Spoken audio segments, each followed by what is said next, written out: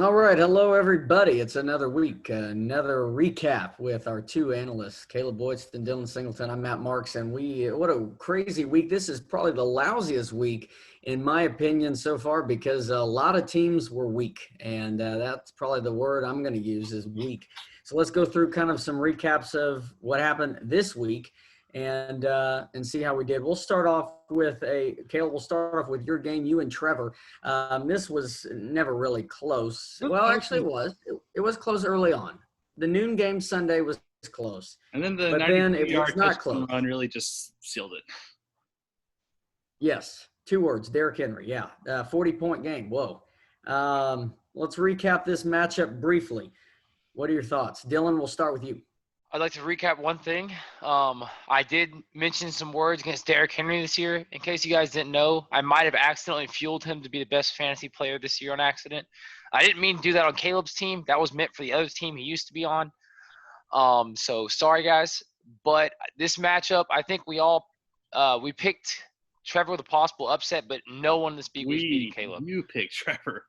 Yeah, I'm saying no one was beating Caleb this week. Caleb's team just performed well. Deshaun Watson is still pissed off at his old coach, and he's going to continue to perform well. And the Giants decided they're going to play some decent football for once.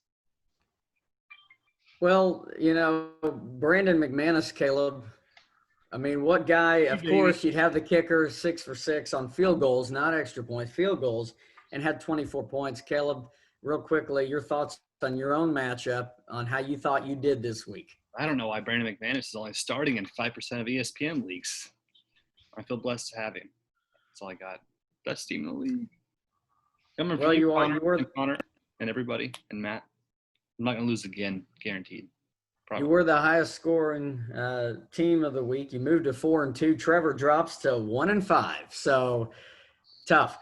Let's move on to your matchup, Dylan. Cookie Town Baby Daddies and Password is Taco. Dylan, you win by 30-ish points or so. You go to 4-2. Cookie Town Baby Daddies drops to 4-2. There's a lot of 4-2s. We're going to hear that a lot tonight. Dylan, we'll start Caleb with you. Break down this matchup.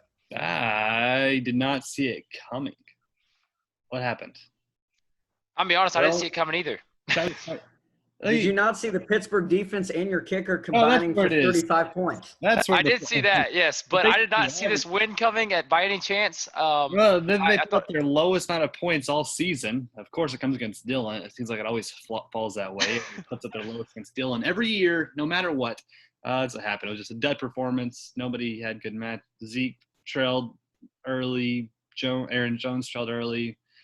Diggs was playing in a rainy environment. Anderson was playing Chicago. And Kareem Hunt was playing the best NFL. So there was just really not a lot of upset. This was the week. That's not going to happen again for that team. Tyreek Hill went and had a dud too this week. So I was kind of shocked that I pulled out as much as I did. I mean, I thought David Montgomery and Antonio Gibson would bring out more. Lamar had a great week. Lamar and your defense and kicker carried you, which who would have seen? I mean, I had a 130-point week. So I mean, it's a good week all around. I think all my guys when Tyreek Hill's the lowest scorer in your team, I think you can call it a good week.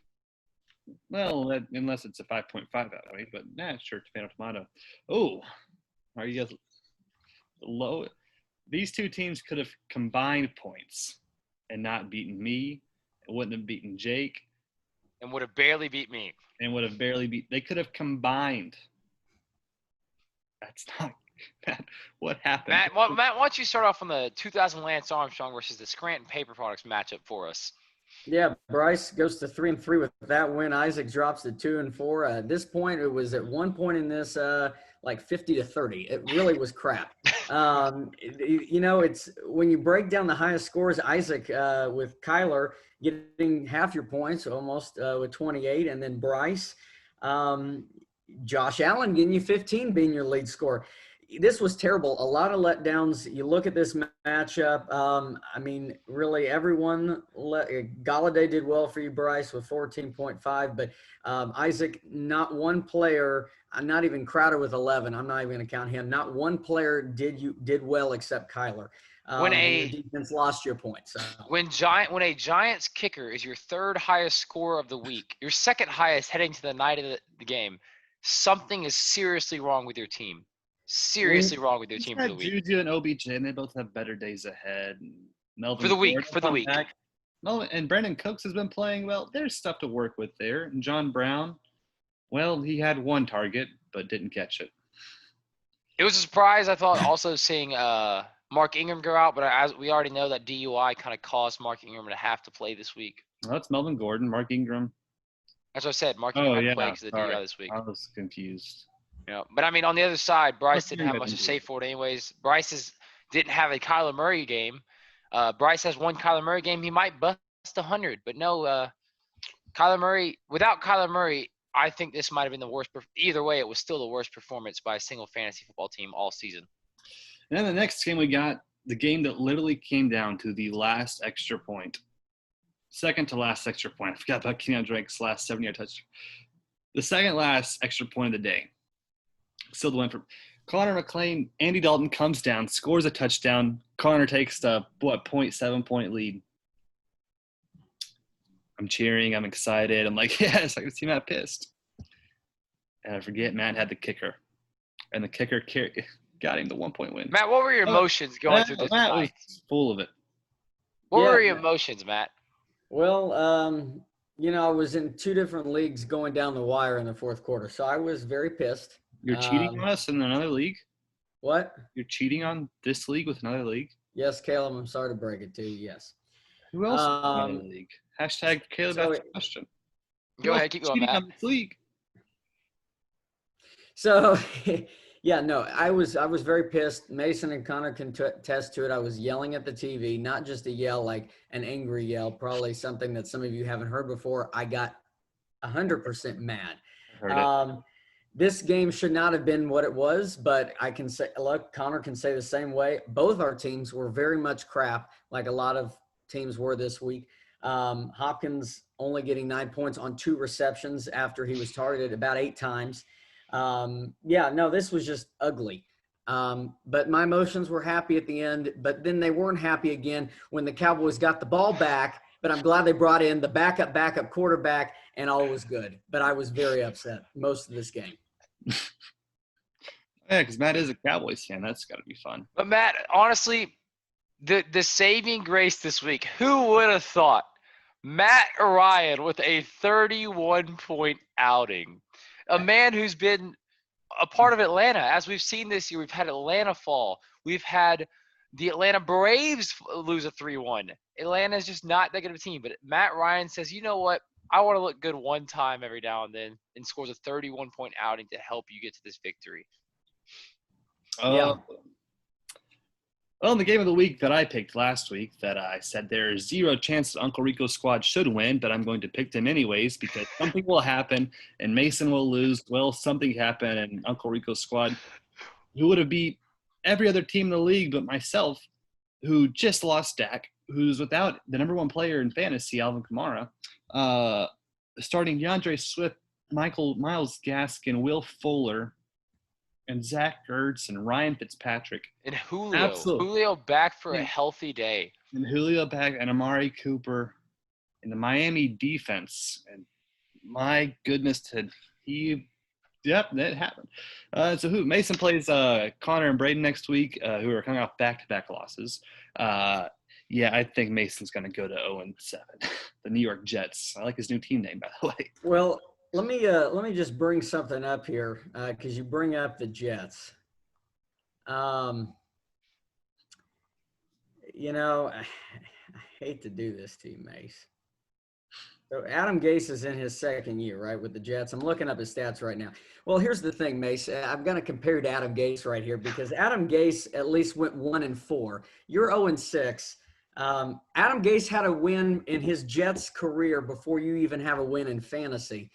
And I got to pose the question, who would rather be coaching your team, Mace? You or Adam Gase? I don't know. This is a disaster, and there's a reason why Caleb made it the New York Jets.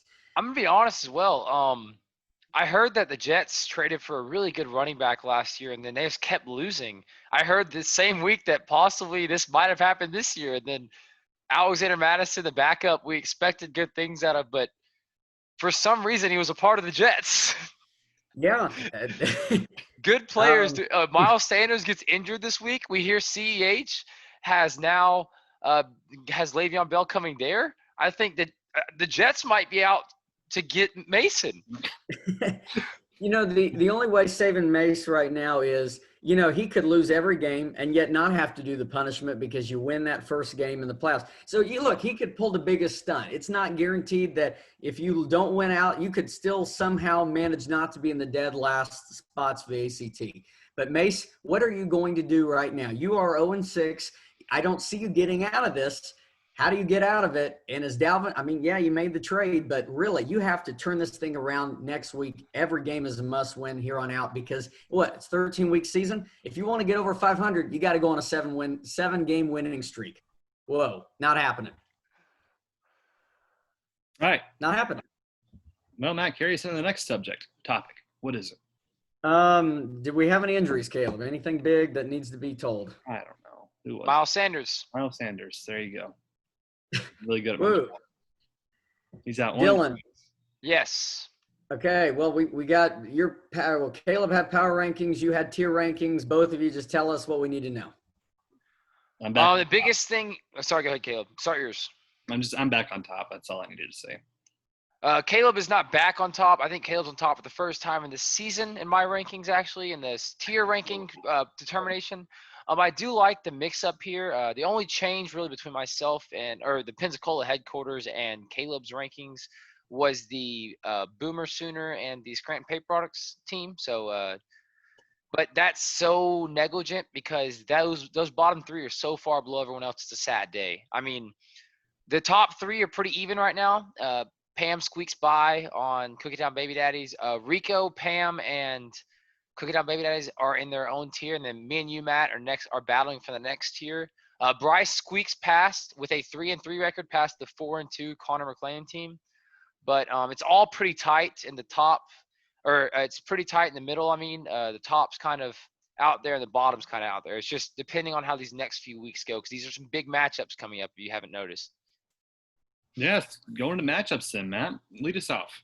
Okay, well, real quick. So we talked about 4-2 being the big 4-2. Everyone in the playoffs right now, all 6 teams in the playoff hunt are 4-2. This is big right now, big week right here. So let's start off real quick talking about the not 4-2s. Isaac 2-4 going against Trevor 1-5. Who you got? Caleb, we'll start with you. Give me Isaac. Give me the Scram. They've had some lucky breaks even when sorry, I went on a rampage there and I was saying, but give me Scranton Paper Products. Been the lowest score by 104 to 101. I'm taking Trevor this week. I think it's actually a margin purely based on the fact that I think it's going to be a close game, which means it's going to be a wide margin. There you go. All right, Cookie Town Baby Daddy's in the midst of a 2-game slide, but not as bad as New York Jets in the midst of a 6-game slide. Can the Jets pull this one off? Caleb. Who will get their first win? The fantasy football New York Jets, the real-life New York Jets? The question is, neither of them will win. They will both have number 1 picks next year's draft. The New York Jets are just one closer loss away from 0-13 in fantasy football and 1 loss away from 0-16 in real football.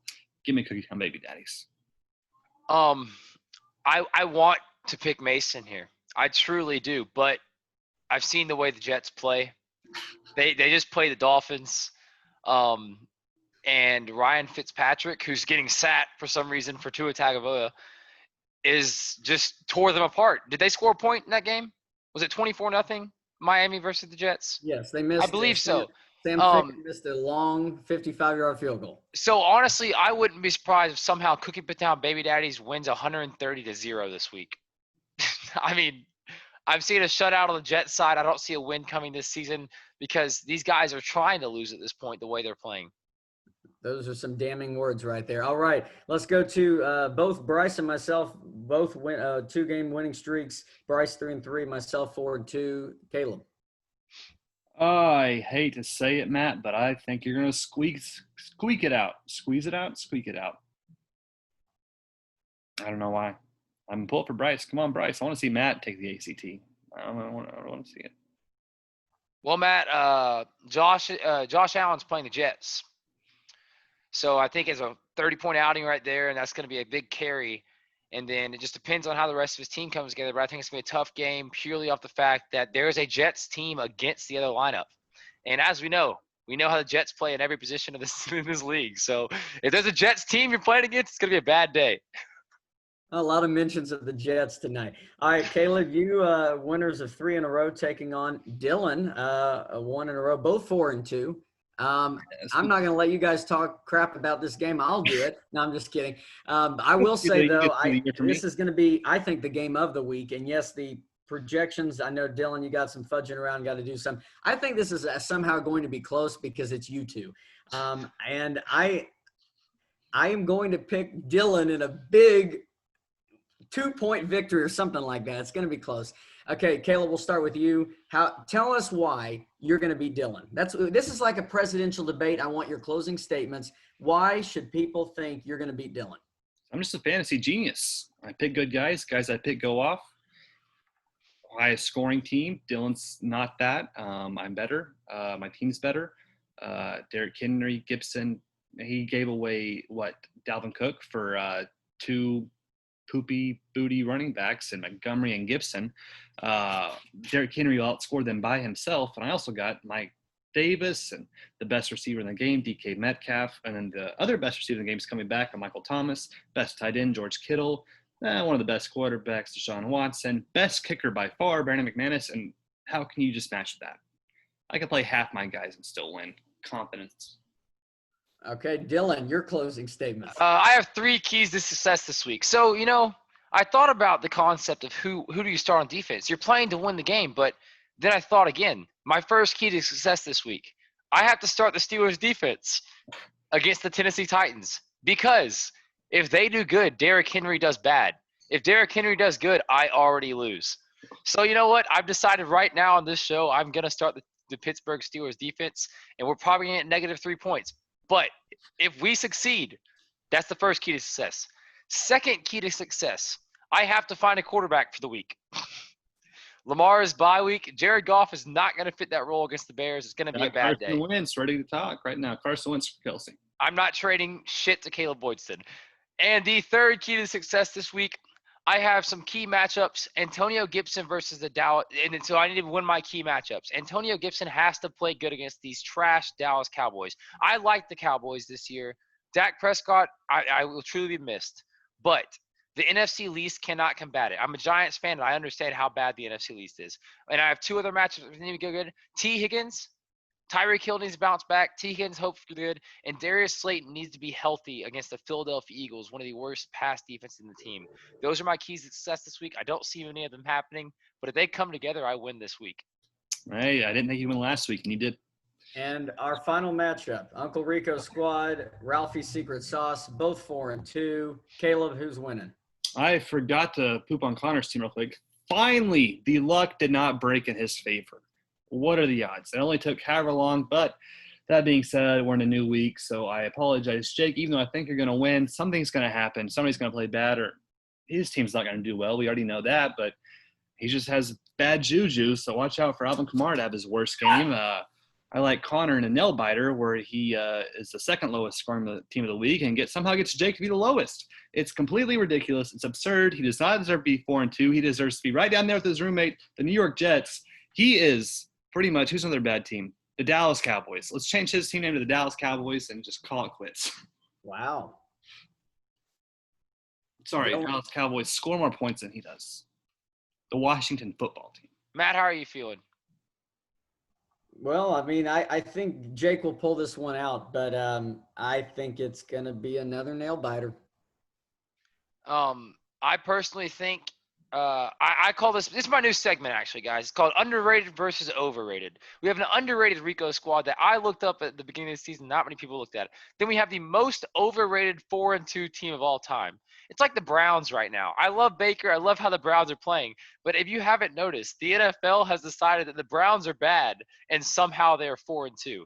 We have the Cleveland Browns on the right side of this. On the right side of this That's a better. There you go. That's the matchup right now. It's a 4-2 overrated team, and there's a lot of questions on his team. First of all, if you ever have Andy Dalton as your starting quarterback, And he's back with Joe Mixon. This cannot go well. Andy Dalton, Joe Mixon together. This cannot go Connor well. says something, he does have Chris McCaffrey and Nick Chubb, but there is I'm not concerned about the future. I'm concerned about this week. This week is going to be a slaughter against the Browns. The Browns put up 3 points against the Pittsburgh Steelers last week. Odell had 2 points. The week was absolute shit for the Browns, and I see it happening again this week. True, but there's zero chance Nick Chubb comes back and does any resemblance of himself coming back from an MCL sprain, especially that late in the year. Christian McCaffrey he's not going to be his 30 to 40 point self. It's just, there's no upside for Connor. He might make the playoffs and survive a punishment, but there's zero chance he wins the entire league. And I will put money on that. $50, Connor, you do not win the entire league. Guaranteed. Well, I can already hear Connor complaining in my head, and probably will be right when he sees this, we'll be blasting the group me, group text, or whatever. So I can already see it happening. So good job setting him off, fellas. All right. Well, hey, that's our matchup for this week. We got another week of games, starting with an NFC least matchup Thursday night, the Giants and the Eagles, right? Yep. Yikes. 2 more big updates too for the Dundies. First of all, Caleb has moved into second on the season, highest single week score, but that sticks with Kukaton Baby Daddy's week 2 score. Caleb has won the biggest week score for week 6, so he takes away that third set of money for the third event. We have the largest margin, a second largest margin again, Hamburger Cancer. He now owns both of those. Bench warmers, same place. We have someone coming up with streaks, but it's the wrong direction. We have 6 lost in a row. If the New York Jets reach an 0-10, they will win the streaks award. That is the setting. They must lose 10 in a row for that to happen. No one hits unlucky anymore. And then my most underrated team, as Matt has moved out of the underrated and into the rated. Matt is now Bryce's team at 2,000 Lance Armstrong. Now I want to say one more thing before I get off of my slander here. Next week, we'll start our playoff rankings. As you've seen, many people seen the college football playoffs. Next week, we will start ranking each of our own and how we see it stacking up at the end of the season. Adios.